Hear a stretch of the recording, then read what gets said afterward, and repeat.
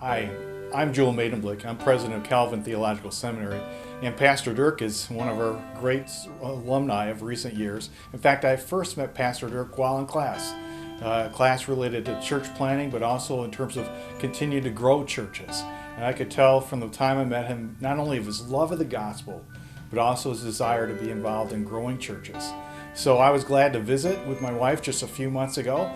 I'm glad to be part of this project in terms of just encouraging you at this stage for this big step that has just occurred and the blessings and the opportunity that God has afforded Encounter Church. I'm also here because actually I'm a church planter in my background.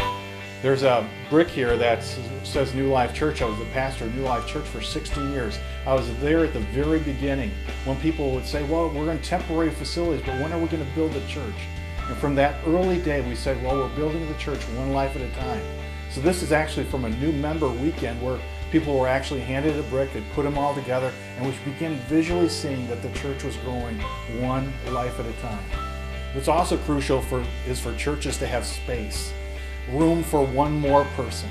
And particularly as you think about this new facility, think about the opportunity to bring in people one at a time to this facility and see how God will work with them. So when you think about building Encounter Church, I invite you to think about what you'll be able to do in this space and what God will be able to do through you. So I encourage you to give financially, to give of your time, your talent, and your treasure. I encourage you even to think that you're part of a big movement of God, because still today, we know that God desires to grow new churches and sustain churches.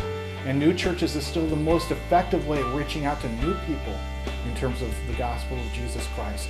And that's not just for the United States or Canada, this is for the world. And so you're part of a worldwide endeavor of reaching out. And so once again, I'm grateful to be part of this encouragement, and I'm grateful for what you're doing on behalf of Encounter Church. May God bless you, and may God bless your ministry.